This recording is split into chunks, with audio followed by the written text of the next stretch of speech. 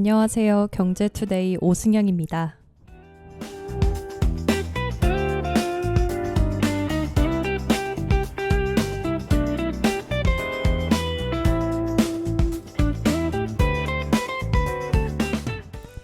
네, 제가 그동안 매주 경제 소식과 경제 이야기 그리고 서대문 소식을 전해드렸는데요. 주로 정보성 라디오였죠. 그런데 오늘은 좀 다르게 라디오를 진행해 볼까 합니다. 바로 북리뷰인데요. 요즘 제가 읽고 있는 책들, 다 읽은 책들 위주로 한 번씩 여러분들에게 소개해드리는 시간을 가져볼까 합니다. 아직 구체적인 진행 방식은 확정하지 않았는데 오늘은 일단 책 한 권을 가지고 여러분과 함께 읽어보고 그리고 제가 이야기를 설명해드리는 그런 리뷰 시간을 가져볼까 합니다. 오늘 제가 가져온 책은 히가시노 게이고의 용의자 X의 헌신인데요. 아주 유명한 소설이어서 많은 분들이 알고 계실 거라고 들어보셨을 것 같아요. 오늘은 이 책으로 함께 라디오를 풀어가 보겠습니다.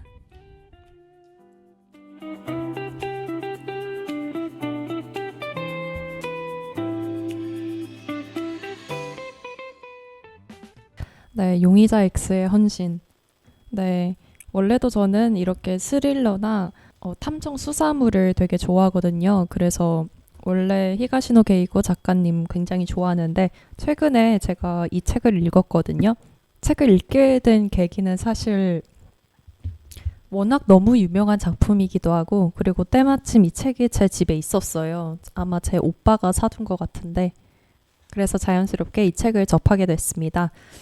읽은 거는 한 2, 3일 안에 다 읽었던 것 같고요. 사실 초반에는 좀 속도가 잘 안 나다가 이게 뒤로 갈수록 점점 몰입도가 있더라고요. 그래서 네, 아마 절반은 하루 만에 다 읽은 것 같아요. 이 책에 대해서 소개를 해보자면 먼저 등장인물부터 소개를 하겠습니다. 주인공은 이시감이라는 사람인데요. 한 고등학교, 사립고등학교의 수학 선생님입니다. 여기서 좀 특이점이 있는데 그냥 평범한 그런 수학 선생님이 아니라 굉장히 천재라고 볼 수 있습니다. 그리고 이런 천재가 이 작품 속에서 한 명만 나오는 게 아닌데요. 또 다른 천재가 있습니다. 바로 유가와인데요. 놀랍게도 이 수학 선생님 주인공과 유가와는 물리학자예요. 이 두 명은 동창인 사이입니다. 대학교 때. 그래서 서로를 이미 잘 알고 있고요. 오랫동안 서로 못 본 채로 살았다가 우연히 한 사건을 통해서 서로의 존재를 알게 되고 오랜만에 또 만나게 되면서 사건이 더 흥미진진하게 풀이가 되는데요. 네, 그리고 또 다른 주요 등장인물로는 한 모녀가 나옵니다. 엄마와 딸이 나오는데 엄마 이름은 하나오카 야스코 그리고 딸 이름은 마사토입니다. 그래서 야스코와 마사토가 지금 소설에서 여러 번 등장을 할 거고요. 네, 주요 등장인물은 이 정도이고 이제는 책을 처음부터 같이 읽으면서 한번 제가 설명을 해드리겠습니다. 네, 소설의 시작은 이와 같습니다. 아침 7시 35분 이시가미는 평소처럼 자신이 살고 있는 연립주택을 나섰다. 이시가미가 집 밖으로 나와서 출근하는 모습으로 이렇게 소설이 시작을 하거든요. 근데 이때 이시가미의 우리 주인공 이시가미의 출근길이 굉장히 자세하게 묘사가 됩니다. 네, 그 출근길이 굉장히 자세히 묘사가 되어 있고 또 보시면 시노하시교 부근은 휴일에도 별로 사람이 찾지 않는다. 그 이유는 이곳에 와보면 금방 알 수 있다. 파란 비닐 시트로 덮인 노숙자 오두막이 쭉 늘어서 있기 때문이다. 그러니까 그 수학 선생님이 출근하는 길을 보면 다리가 있고요. 그 다리 쪽에 노숙자들이 이렇게 거주하고 있는 공간이 있습니다. 그 노숙자들을 주인공은 한 명 한 명 묘사를 하거든요. 한 명은 제방 끝에 난 계단 손잡이에 기대 이를 닦고 있는 남자가 있었다. 이시가미가 자주 보던 남자였다. 그리고 또 다른 사람은 그 잠자리 옆에서 캔을 찌그러뜨리는 남자가 있었다. 파란 비닐 시트의 오두막 대열이 끝나는 지점에서 조금 더 간 곳의 벤치에 한 남자가 앉아 있었다. 이렇게 한 명 한 명 노숙자들의 모습을 굉장히 자세하게 묘사하는데요. 소설 처음부터 이렇게 시작을 하니까 사실 처음에는 저는 이 부분을 읽으면서 출근길을 왜 이렇게 자세하게 묘사하지? 그리고 여기 있는 사람들을, 가는 길에 볼 수 있는 사람들을 왜 이렇게 자세하게 묘사할까? 조금 루즈한데 이런 생각까지 저는 들었거든요. 근데 이 부분들이 소설 뒤로 갈수록 굉장히 중요한 역할을 하니 네, 역시 소설의 짜임새는 다 이유가 있다고 생각합니다. 네, 좀 더 읽어보면 기우스바시교 바로 앞에서 이시가미는 계단을 올라갔다. 학교로 가려면 여기서 다리를 건너야 한다. 그러나 그는 반대 방향으로 걸어갔다. 주인공이 길을 가다가 학교로 가는 방향이 아니라 반대 방향으로 걸어갔다고 합니다. 왜 그랬을까요? 바로 한 도시락 가게를 가기 위해서인데요. 바로 벤덴데이라고 불리는 도시락 가게. 이 곳을 우리 주인공은 매일매일 들립니다. 왜 들렸을까요? 도시락을 너무 좋아하는 도시락이 거기에 판매되고 있어서일까요? 그건 아니고요. 바로 한 여성이 거기서 직원으로 일했기 때문입니다. 바로 아까 말씀드린 그 모녀 중에 엄마 하나오카 야스코인데요. 네, 주인공은 이 여성을 사랑하고 있습니다. 그래서 매일 출근길에 마치 그의 하나의 루틴처럼 야스코, 그 모녀의 엄마 야스코를 만나기 위해 매일 도시락 가게에 들리는 겁니다. 이 도시락 가게에 대한 설명도 나와 있는데요. 총 4명의 스태프로 짜여 있고요.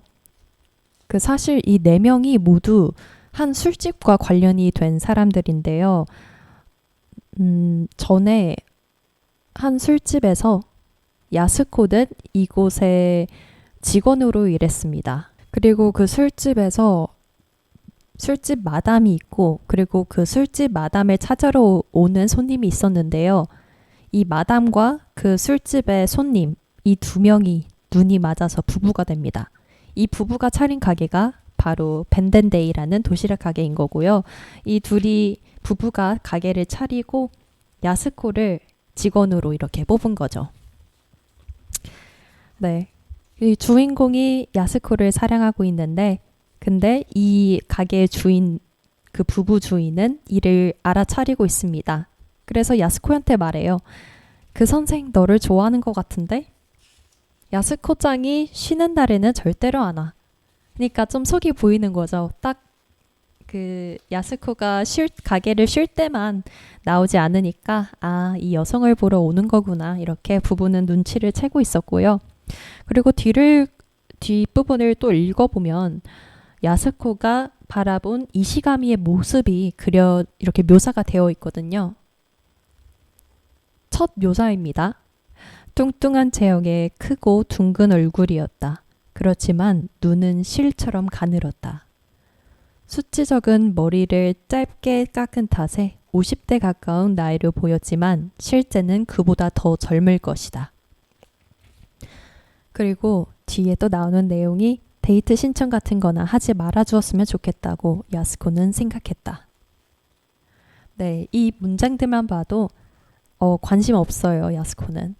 네, 야스코는 호감은커녕 좀 비호감에 거의 가까운 묘사라고 볼 수 있는 것 같고요. 네, 정말 우리 안타깝게도 주인공에게 아무런 관심이 없어 보이고요. 네, 이 묘사 끝으로 이 도시락 가게로 어떤 손님이 찾아오거든요. 유리문이 열리더니 누군가가 들어섰다. 어서 오세요 하는 인사를 하면서 그녀는 손님의 얼굴을 보았다. 그 순간 그녀는 얼어붙었다. 눈이 흡떠지고 입은 딱 벌어지고 말았다. 바로 불청객이 등장한 겁니다. 야스코의 2번째 전 남편인데요. 야스코는 첫 번째 결혼을 통해서 딸 아이를 1명 낳았고, 그리고 두 번째 결혼에서 다른 남자를 만났는데 그 남자와도 이혼을 하게 돼요. 왜냐하면 두 번째 남자를 만나고 좀 부부 생활이 좋지 않았어요. 그 남자가 직장도 잃고 그리고 서로 갈등도 많았고 그 남자가 폭력까지 휘두르면서 이혼을 할 수밖에 없는 그런 상황이 왔고요. 근데 이 이혼을 했는데도 야스코를 가만히 두지 않는 겁니다. 계속 야스코가 일하는 직장과 그리고 거주지를 찾아와가지고 못 살게 구는 거예요. 와서 하는 말은 나 다시 잘할게, 다시 잘해보자. 근데 이건 모두 이빨린 말이고요. 결국에는 그냥 그 전 부인을 찾아와서 돈을 뜯어갑니다. 돈을 직접적으로 달라고 하진 않지만 야스코가 돈을 주면 그냥 네, 알겠다 하고 가요. 뭐 속이 뻔히 보인다고 볼 수 있죠. 네, 이런 불청객의 방문 야스코는 정말 놀라고 소름 끼치고 너무 힘든 상황인 거죠. 왜냐하면 일부러 그 전 남편을 피해서 지금 이사까지 하고 그리고 직장도 바꾼 거예요. 여러 차례 바꿨어요. 그래서 찾아오지 않은 지 지금 1년째가 됐거든요. 그래서 이제는 정말 내가 벗어났구나 이렇게 생각을 하고 있었는데 그게 아니었죠. 다시 찾아온 겁니다. 야스코는 얼른 가라고 해요. 전 남편한테. 그것도 그 가게 사장님 부부가 보기 전에. 왜냐하면 너무 민폐잖아요. 그 남의 가게에서 지금 전 남편이 행패를 부릴 수가 있는데 얼른 가라고 하고 결국에는 둘이 패밀리 레스토랑에서 따로 보기로 합니다. 그래서 일이 끝나고 야스코는 패밀리 레스토랑에서 전 남편을 만납니다. 전 남편 이름은 도시가미이고요. 레스토랑에서도 사실 야스코는 빨리 떠나고 싶어요. 그냥 빨리 보내고 싶고 그래서 그냥 나는 너랑 다시 잘 될 생각 없고 얼른 가라. 날 괴롭게 하지 마라 하고 다시 헤어집니다. 그래서 집으로 가서 집에 도착을 하는데 띵동 하고 울리죠. 도어벨이 울려요. 누구일까요? 네, 전 남편이 미행을 해서 따라온 겁니다. 집까지. 그러다가 또 이렇게 말다툼과 그런 갈등을 빚은 뒤에 야스코가 돈을 줘요. 그냥 가라. 돈 줄 테니까. 해서 도시가미가 그 돈을 가지고 나가려는 차이나에 그 집 안에 야스코의 딸 미사토도 있었거든요. 미사토한테 굳이 가서 이상한 말을 합니다. 저의 괜찮은 여자가 되겠어. 내가 보증하지. 앞으로 3년만 있어봐. 돈을 벌 수 있어. 얼굴만 내밀면 아무 데서나 써줄걸.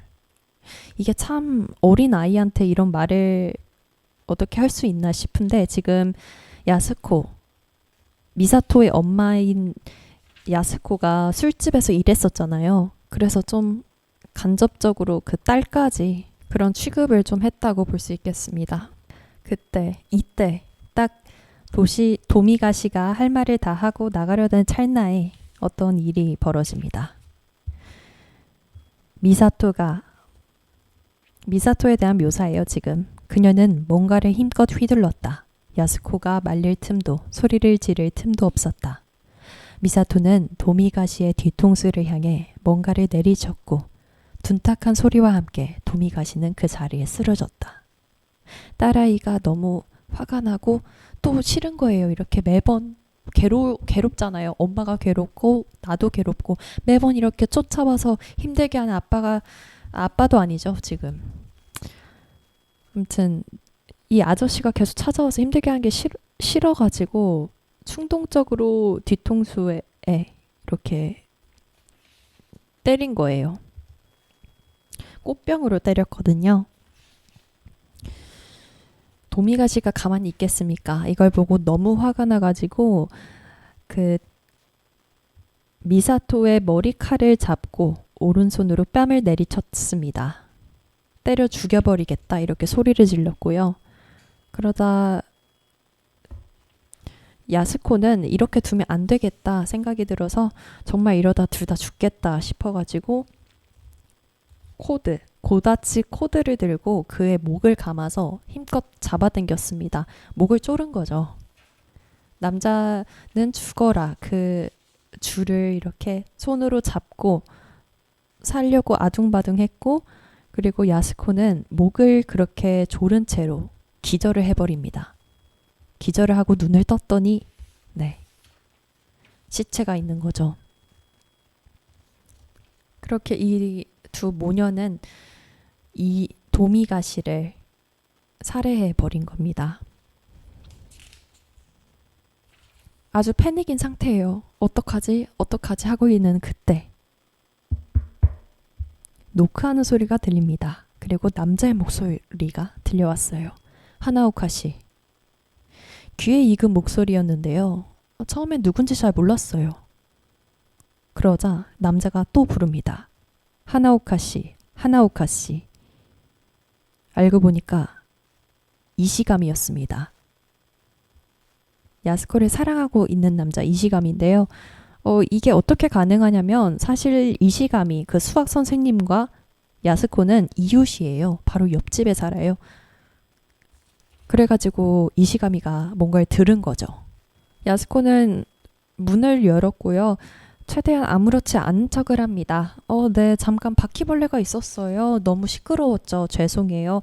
네, 최대한 아무렇지 않은 척 하려고 하는데, 네, 이시감이 아까 말씀드렸다시피 천재입니다. 딱 보자마자 모든 게 분석이 완료가 됐어요. 야스코의 표정부터 집 안쪽에 살짝 보이는 그런 광경을 보고 그렇게 됐구나 이렇게 속으로 생각을 하고 있었고요. 일단은 다시 집으로 돌아갑니다. 이 두 모녀는 처음에 이렇게 본인들이 살해를 하게 됐을 때 야스코는 그냥 자수해야겠다, 바로 경찰에 연락해야겠다 하고 이렇게 딱 수화기를 들려고 했고요. 근데 딸이 말렸어요. 딸이 안 된다. 처음에 때린 건 나고 엄마는 나를 도운 거밖에 없다. 내가 감옥에 가야 된다. 내가 살인자다. 이렇게 하고, 근데 듣고 보니까 야스코도 경찰이 이걸 알아낼 것 같은데 내 딸아이까지 감옥에 가게 된다고. 어떡하지? 좋은 방법 없을까? 이렇게 걱정을 하고 있었던 그때 전화기가 울립니다. 옆집 남자였어요. 이시가미였습니다. 이시가미가 하는 말이 뭔 줄 알아요? 여자분 혼자서 시체를 처리하기는 힘들어요. 모든 걸 파악하고 있는 거죠. 그러고서는 이 두 모녀를 본인이 돕겠다고 합니다. 시체 처리까지 도와주고요. 그리고 두 모녀에게 지시를 해요. 제가 시키는 대로만 하세요. 지시를 하고 이 사건에 뛰어든 거죠. 이제 공간이 또 바뀌는데요. 바로 경찰들의 스토리로 흘러옵니다. 구시나기라는 경찰과 기시야라는 경찰 두 명이 등장하고요. 그리고 구시나기에게 친구가 있어요. 친한 친구인데 그 친구가 바로 앞서 말씀드린 그 천재 물리학자입니다. 그 천재 물리학자는 경찰은 아닌데 경찰 친구가 있고요. 그리고 아무래도 친구니까 대화를 많이 할 거 아니에요. 종종 이렇게 천재적인 그런 발상과 남다른 생각으로 구사나기한테 힌트를 줄 때가 많습니다. 이번 사건도 자연스럽게 그렇게 흐름이 흘러가고요. 그들이 발견한 시체의 모습은 이와 같았습니다. 시체는 처참한 상태로 방치되어 있었다. 게다가 얼굴이 망가져 있었다. 기시야는 문드러진 수박이라는 표현을 썼다. 그 말만 듣고도 구사나기는 속이 울렁거렸다. 더구나 시체의 손가락은 불에 타 지문조회도 불가능하다고 했다. 네, 아주 좀 잔인하게 묘사가 되어 있는데 정말 그 신원 조회가 안 되도록 그 수학 선생님이 좀 처리를 해둔 것 같고요. 그리고 곁에는 자전거가 굴러 떨어져 있었다고 해요. 이거는 뭘까요? 이것도 수학 교사가 같이 그냥 그럴싸하게 사건 현장을 이렇게 만들어낸 건지 하고 조회해보니까 도난 신고가 또 돌아와 있었다고 해요. 그리고 그 자전거와 등록번호가 일치합니다. 그러니까 그 자전거는 남의 건데 그게 현장에 있었던 거예요.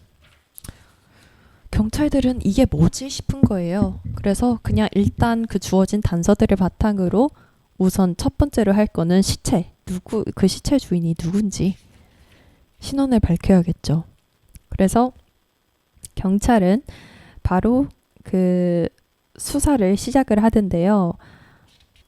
사건 현장에 타다만 의류가 또 있었거든요.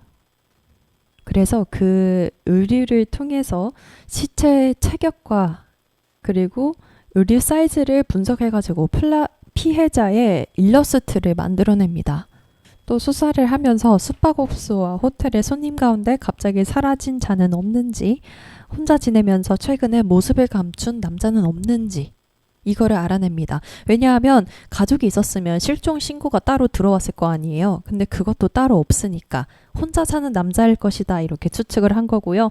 그래서 따로 이렇게 숙박을 하거나 아니면 뭐 혼자 지내면서 갑자기 연락이 끊긴 사람은 없는지 이렇게 탐정 수사를 시작을 하고요. 그러다가 단서가 될 정보가 하나 들어옵니다. 바로 한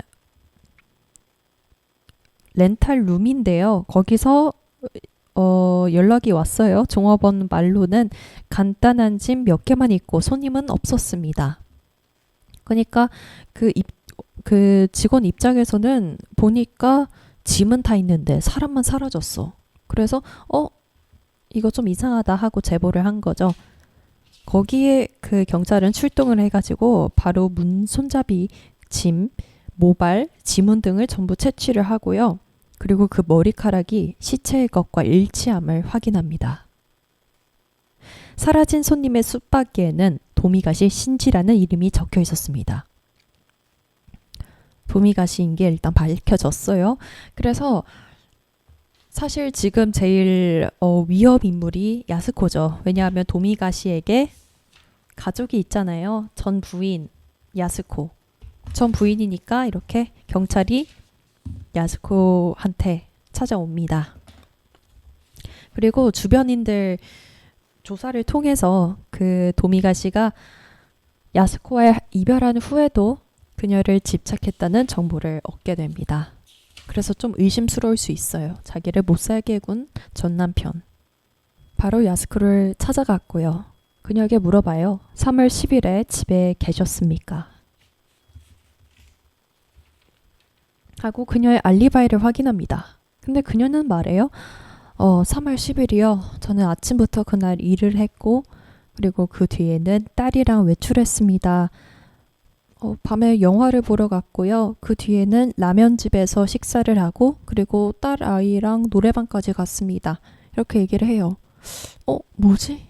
분명 야스코가 살해한 게 맞는데 알리바이가 완벽하네요. 그래서 경찰은 그래도 이 알리바이가 거짓말인지 아닌지 확인을 해야 될 거 아니에요. 왜냐하면 영화관도 사실 봤다 하고 안 본 걸 수도 있고요. 그래서 혹시 뭐 티켓은 있나요? 하니까 티켓도 있어요. 뭐지?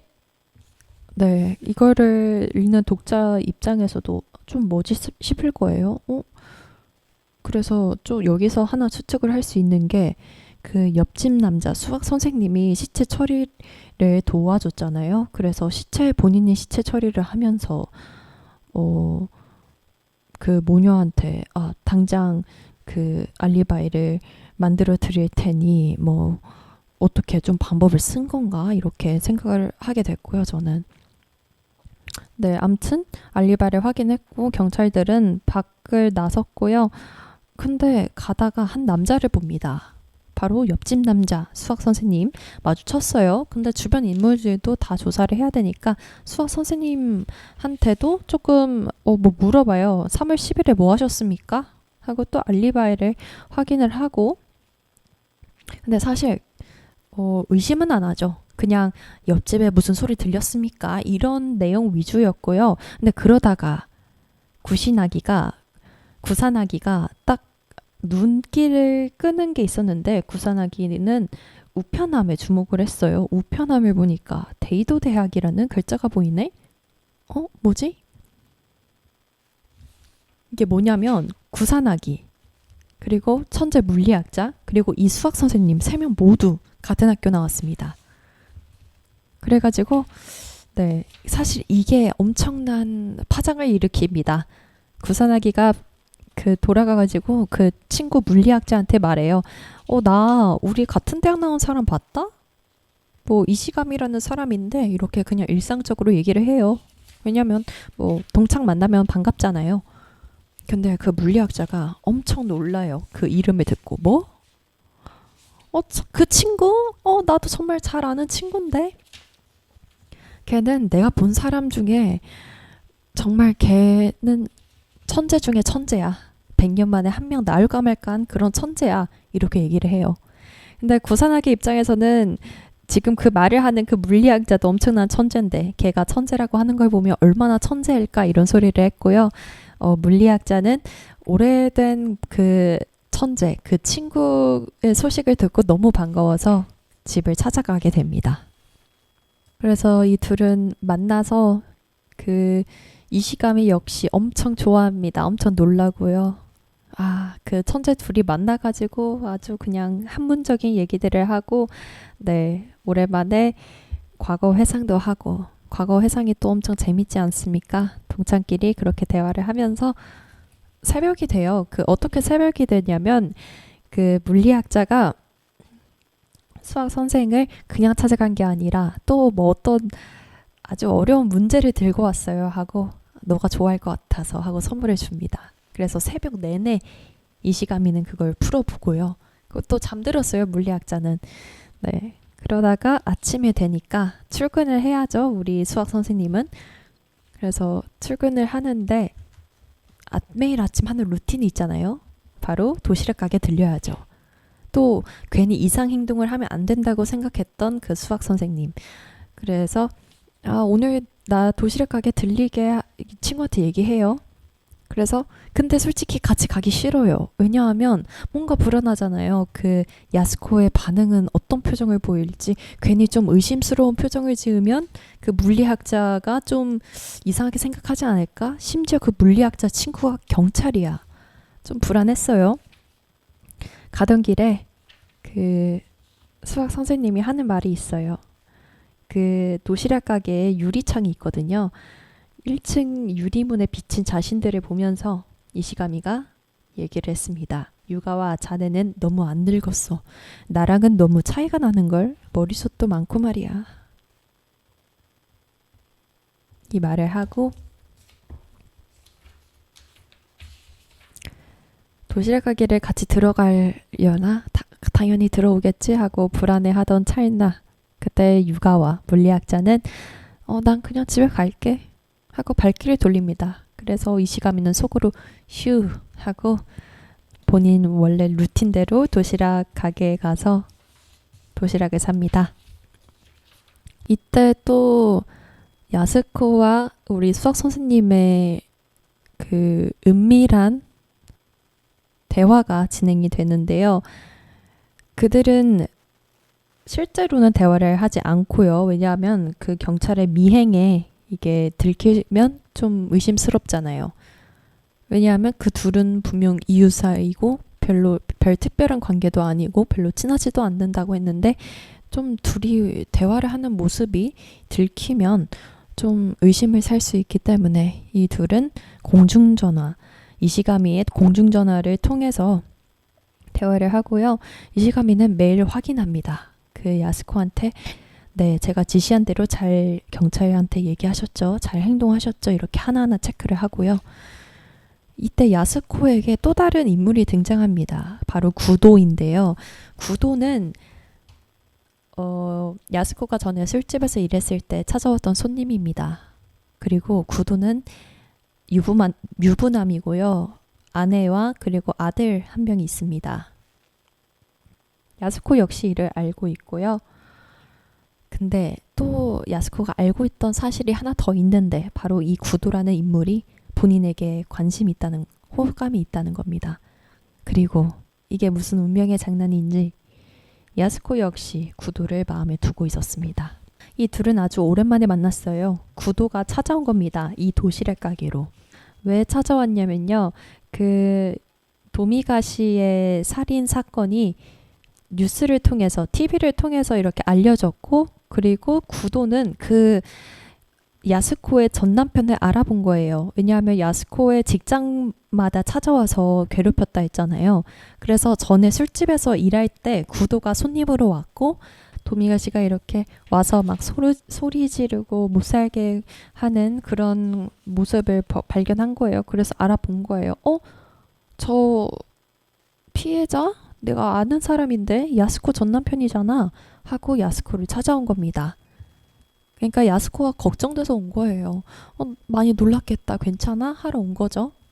그리고 이때부터 이 둘의 사랑도 점점 커지게 됩니다. 서로가 마음이 있잖아요. 그래서 이걸 계기로 이 둘이 데이트도 하게 되고, 그리고 이 데이트를 하다가 누군가 보게 됩니다. 바로 야스코를 사랑하고 있는 또 다른 남자. 심지어 구도보다도 더 사랑할 수도 있는 그 남자 이시가미 수학 선생님이 이 둘의 데이트를 우연찮게 보게 됩니다. 근데 이시가미가 소설 속에서 되게 그냥 어떤 캐릭터로 나오는지가 처음에는 좀 불명확했거든요. 그냥 제가 느낀 바로는 되게 표정이 없고 항상 포커페이스를 유지하고 좀 소심하지만, 그러니까 겉으로는 소심하지만 그 행동력에 있어서는 정말 그 무엇도 할 수 있는, 목적이 있다면 무엇도 할 수 있는 그런 사람으로 저는 생각하면서 읽고 있었고요. 근데 여기서 좀 특이한 행동을 보이는 게, 이시가미가 구도를 본 다음에 구도를 따로 미행합니다. 혼자 미행을 해서 사진을 찍어요. 사진을 찍고, 그리고 그 구도와 야스코가 몇 차례 데이트를 했다고 했잖아요. 이 둘이 데이트하는 모습도 사진을 찍습니다. 그래서 저는 뭐지? 살짝 스토커인가? 이렇게 생각을 했어요. 조금 음침한 구석이 있구나 이렇게 생각하면서 읽었고요. 네, 한편 경찰들은 계속 수사를 진행을 하고 있고요. 그 야스코와 도미가시 이 두 인물을 중심으로 야스코의 알리바이가 정확한 게 맞는지 하나하나 확인을 하고요. 그래서 영화관에 가서 그 발권 티켓과 발권 티켓 절반이 남아있을 거 아니에요, 영화관에. 그래서 지문이 일치하는지 확인을 하고요. 그리고 그 딸 아이한테도 가서 영화 내용을 물어보고, 그리고 그 딸 아이의 학교에 가서 친구들한테도 물어봅니다. 혹시 마사토가 영화 봤다는 이야기 한 적 있어? 이렇게 철저하게 수사를 진행을 하고, 그러다가 구시나기는 어느 때처럼 유가와와 이렇게 대화를 나누는데, 유가와가 뭔가 수상해요. 뭔가 유가와가 이상한 말들을 하는 거예요. 뭔가 이시가미가 면허가 있나? 이러면서 계속 수학 선생한테 집중하고 있는 거예요. 그래서 경찰 입장에서는 좀 뭐지 싶은 거죠.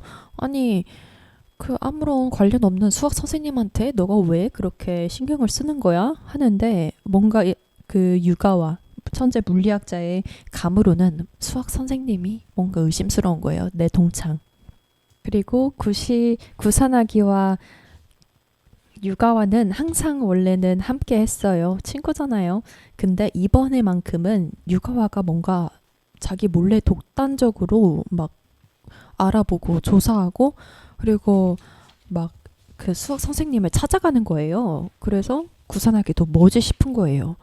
나한테는 알려주지도 않고 혼자 몰래 그 수학 선생 찾아가고 막 뒷조사하고 있고 하니까 뭐지 싶습니다. 하지만 또 뭔가 있구나 좀 눈치를 채긴 해요. 왜냐하면 그 천재 물리학자 역시 엄청난 감을 가지고 있거든요.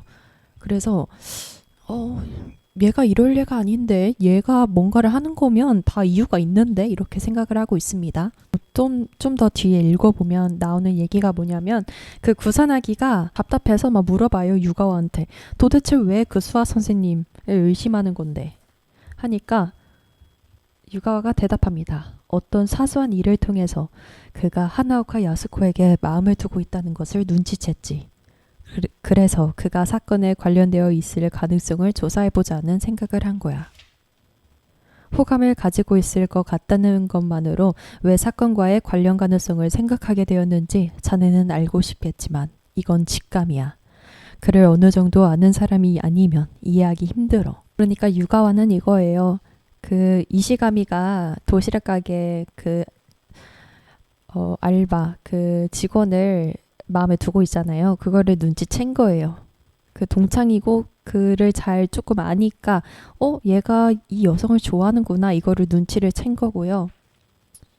이 눈치를 챈 거는 어떻게 챘냐면 그 앞서 그 말씀드렸는데 그 이시가미가 얘기를 했던 게 유가와 너는 나에 비해서 되게 젊어 보이고 막 머리숱도 많고 나는 너무 늙어 보여 이런 얘기를 했잖아요. 그걸 듣고 사실 유가와는 너무 이상한 거예요.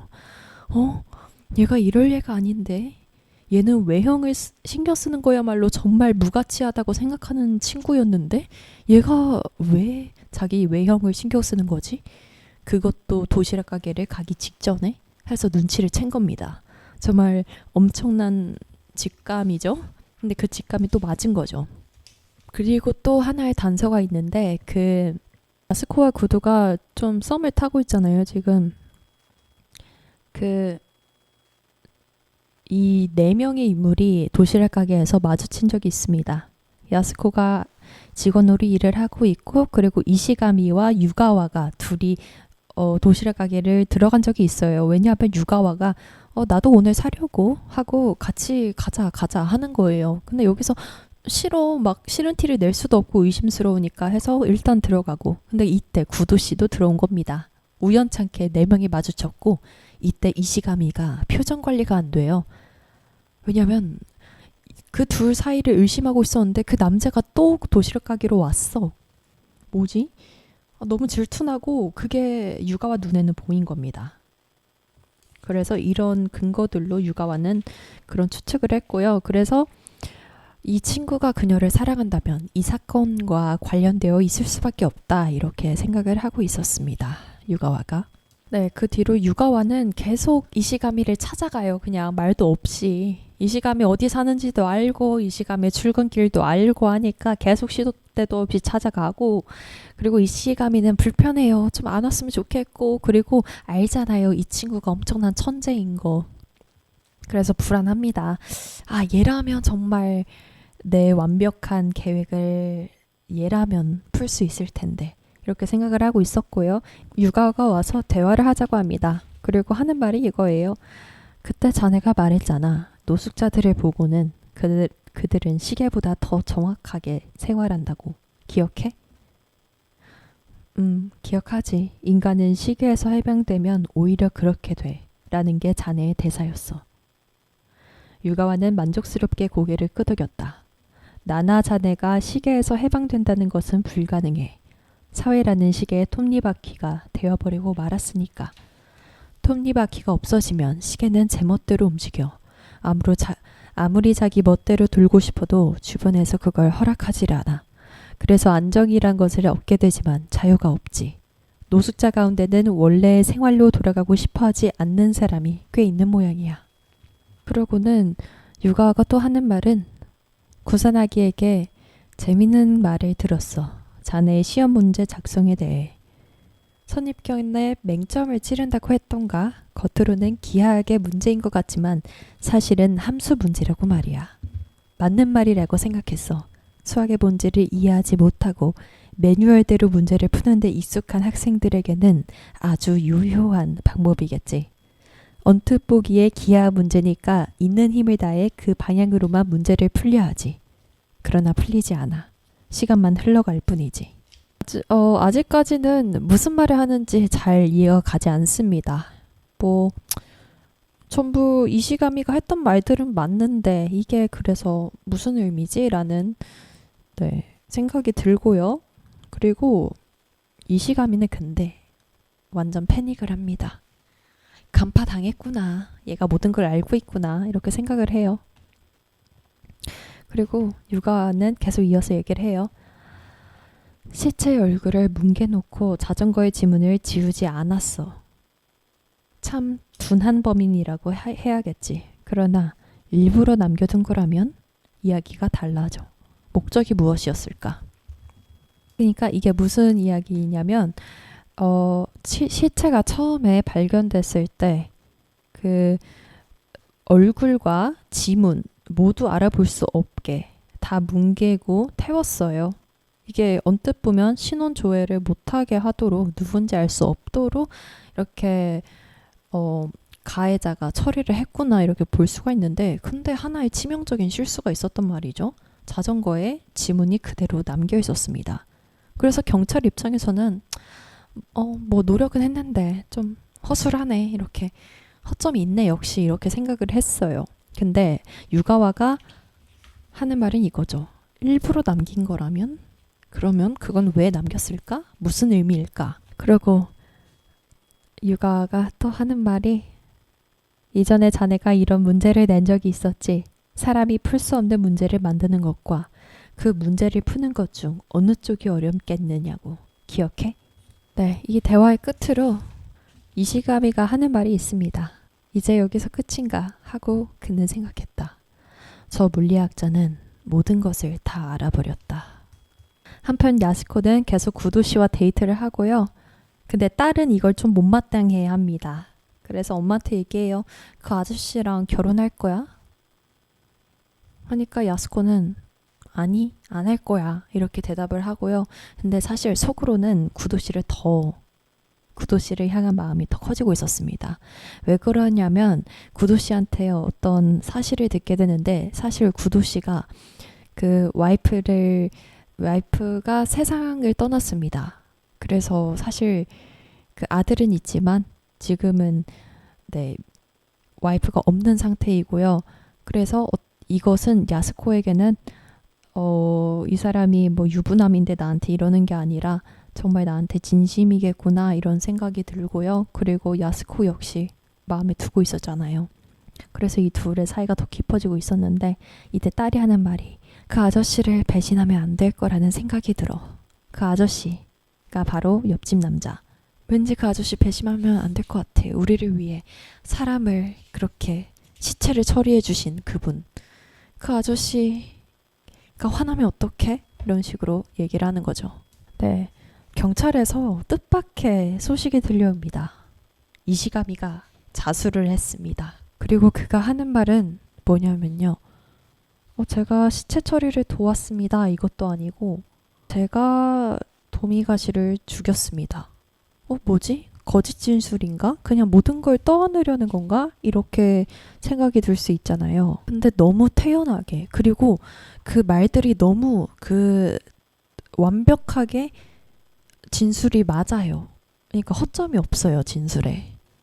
이 남자가 너무 천재여서 모든 걸 완벽하게 계산해서 그런가? 그렇게 생각이 들 수 있는데요. 여기에 그리고 내가 살인했다, 시체 처리했다, 어떻게 했다 이것뿐만이 아니라 또 하는 말이 있는데 제가 그 야스코 씨의 보디가드거든요, 사실. 이게 무슨 소리지? 그래서 좀 혼란이 옵니다. 그리고 막 그 야스코짱 그 우편함에 막 이상한 편지들을 보내둔 거예요. 이시가미가 막 그 몰래 찍은 구도 씨의 사진과 막 편지 내용에는 당신은 날 배신했다. 당신은 나한테 이러면 안 된다. 그러니까 경찰들은 어떻게 해석을 했냐면 이 수학 선생 좀 이상한 사람, 진짜 미친 사람이구나. 그냥 옆집 여자 스토킹하고 그녀 혼자 짝사랑하고 막 어떤 이상한 사랑을 혼자 하면서 막 사람도 죽여주고 스토킹도 하고 정말 이상한 사람이구나 이렇게 생각을 했어요. 근데 이 소식을 들은 유가와는 생각합니다. 아닌데 이거 아니잖아. 유가와는 이 소식을 듣고 야스코를 찾아갑니다. 야스코가 이거를 모르고 있었냐 한다면 야스코는 대충은 알고 있었어요. 왜냐하면 그 이시가미가 또 지시를 내렸거든요. 내가 어떤 행동을 할 거고 당신은 또 제가 시키는 대로만 하세요. 하고 그냥 이러면 안 될 것 같은데 일단은 네, 그 얘기를 듣고 있었고요. 유가와가 근데 이때 야스코한테 와서 하는 말은 정말 충격 그 자체라고 볼 수가 있는데요. 유가와가 말합니다. 당신은 이상하다고 생각을 하고 있을 겁니다. 왜 거짓말을 하지 않아도 되는지, 왜 경찰의 추궁이 그렇게 느슨한지. 이시가미는 당신이 형사의 질문에 대해 사실만을 말하면 되도록 만들어 두었습니다. 아무리 경찰이 수사력을 동원해도 당신에 대한 결정타를 날리지 못하도록 수를 써놓은 겁니다. 그 장치가 어떤 것인지 아마도 당신은 모를 겁니다. 이시가미가 무슨 대단한 트릭을 사용한 걸로 생각할 뿐 그 내용에 대해선 모르고 있지요. 내 말이 틀렸나요? 네, 생각해보면 야스코는 정말 이시가미가 정말 정확하게 어떤 계획을 하는지 완벽하게 이해를 못하고 있었어요. 그냥 시키는 대로만 했을 뿐. 이시가미는 무슨 일이 있어도 당신에게만은 진실을 알리고 싶지 않았겠지요. 그것은 그를 위해서가 아니에요. 당신을 위해서입니다. 만일 진실을 한다면 당신은 고통을 짊어지고 살아가야 하니까 말입니다. 야스코는 가슴이 심하게 두근거리기 시작했다. 숨이 가빠져 지금이라도 정신을 잃을 것 같았다. 유가와가 무슨 말을 하는지 도무지 알 수 없었다. 그 사건, 유가가 말합니다. 구 에도가와에서 일어난 살인사건의 진범은 이시가미 그입니다. 당신도 아니고 당신의 딸도 아니고 이시가미가 죽였어요. 그는 아무 죄도 없이 자수한 게 아닙니다. 그가 바로 진범입니다. 그 말의 의미를 몰라 멍하니 있는 야스코에게 유가와는 다만 하고 덧붙였다. 그 시체는 도미가지 신지가 아니에요. 당신의 전남편이 아닙니다. 그렇게 보였을 뿐.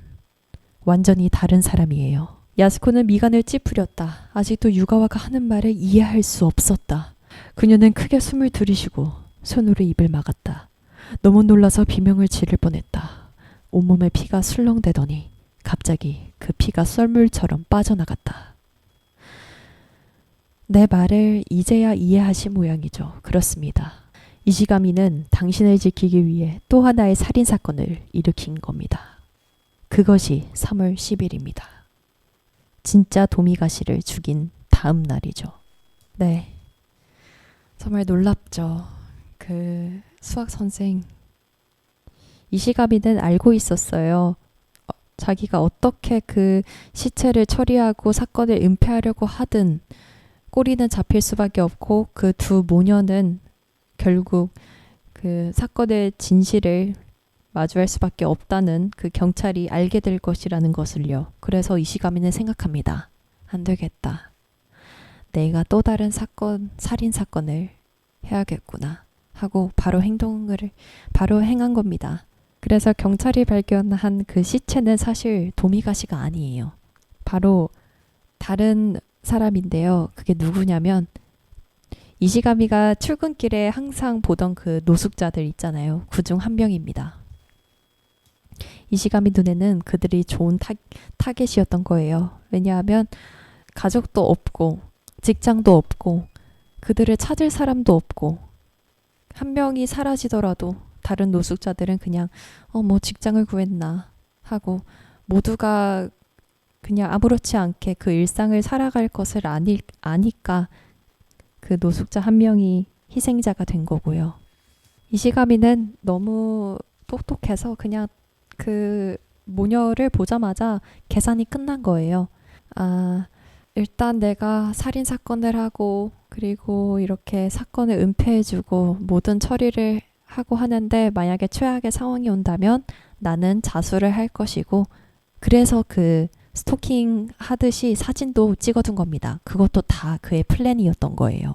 왜냐하면 명분이 없잖아요. 그가 그 모녀를 이렇게까지 돕겠나? 이렇게 경찰한테 설득력이 없으니까 이시가미는 내가 그 야스코를 스토킹했다 생각하면 뭐 조금 경찰 입장에서도 그냥 이상한 사람이구나, 스토킹해서 그렇게 했나 보다, 이렇게까지 뒤틀린 사랑으로 보겠지, 이렇게 생각을 한 거죠. 네, 야스코는 너무 패닉에 빠집니다. 그 남자가 나를 위해서 살인사건까지.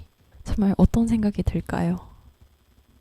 좀 소름도 끼치고 정말 내가 뭐라고, 이런 생각도 또 들고. 그리고 생각을 했습니다. 경찰에 가서 모든 것을 말할까도 생각했다. 그러나 그렇다 한들 이시가미를 구할 수는 없었다. 그 또한 살인범이므로. 그러니까 이것 또한 모두 이시가미의 계획입니다. 진짜 살인을 해버렸으니 야스코가 자수를 해도 그를 살릴 방법이 없고, 야스코는 또 이게 딜레마에 빠져요. 내가 정말 행복하고 그냥 내가 내 삶을 잘 살아야지 그 남자를 위한 건가? 그가 이렇게까지 사람을 죽이면서까지 희생을 했는데, 이렇게 생각을 하고, 그리고 구도에게 청혼도 받게 됩니다. 사실 구도와 야스코가 원래 선약이 있었고요. 그 유가와가 만난 것은 유가와가 잠깐 찾아온 거예요. 그 직전에. 그래서 유가와가 떠나자 구도 씨를 바로 만난 거죠. 구도 씨는 정말 프로포즈를 합니다. 모든 상황을 모르고요.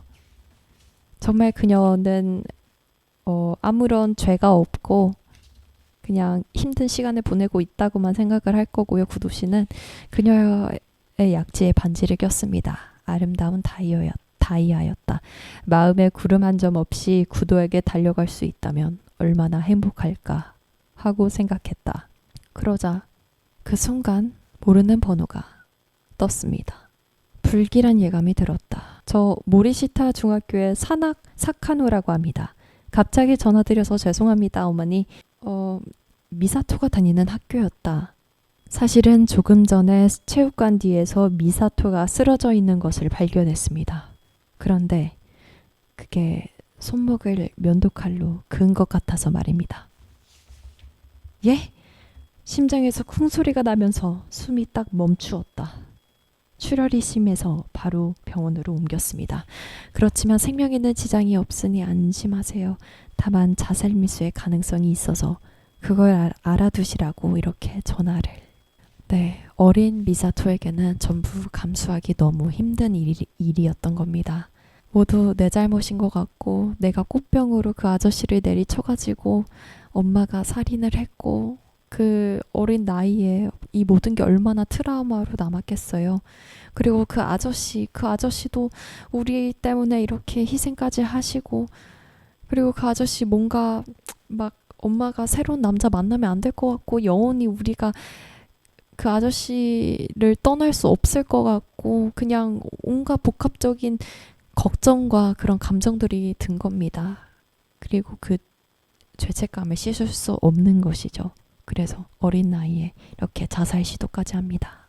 이시가미는 왜 이 야스코를 이렇게까지 사랑하고 대신 사람을 죽여도 정말 망설임이 없을 만큼 그녀에게 빠지게 된 걸까요?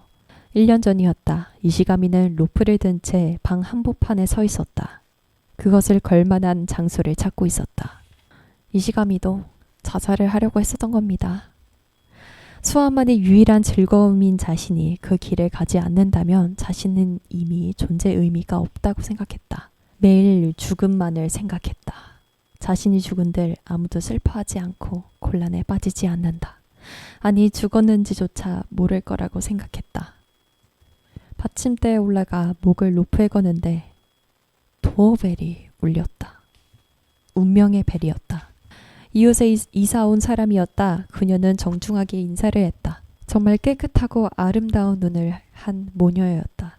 그때까지 그는 어떤 아름다움에도 눈을 빼앗기거나 감동한 적이 없었다. 예술의 의미도 몰랐다. 그러나 그 순간 모든 것을 이해했다. 수학의 문제가 풀려서 느끼는 아름다움과 본질적으로 같은 아름다움이 있다는 것을 알았다. 그 모녀와 어떤 관계를 가져보자는 욕망은 아예 없었다. 자신이 손을 대서는 안 된다고 생각했다. 그와 동시에 그는 깨달았다. 수학도 똑같다는 것을. 이 세상에는 거기에 관계하는 것만으로도 행복한 숭고한 것이 존재한다. 명성 따위는 그 숭고함에 상처를 입히는 것과 같다. 이 모녀를 마주하고 나서 정말 그가 평생을 하나만 바라본 그 수학을 이해했듯이 이 모녀를 이해하고요. 그리고 그가 살 수 있는 원동력을 주어줍니다. 이 세상에는 거기에 관계하는 것만으로도 행복한, 그러니까 그냥 내가 수학을 위해 원래 이시가미의 꿈이 수학 쪽으로 교수가 되는 거였거든요. 근데 그 꿈은 무너졌어요, 사실.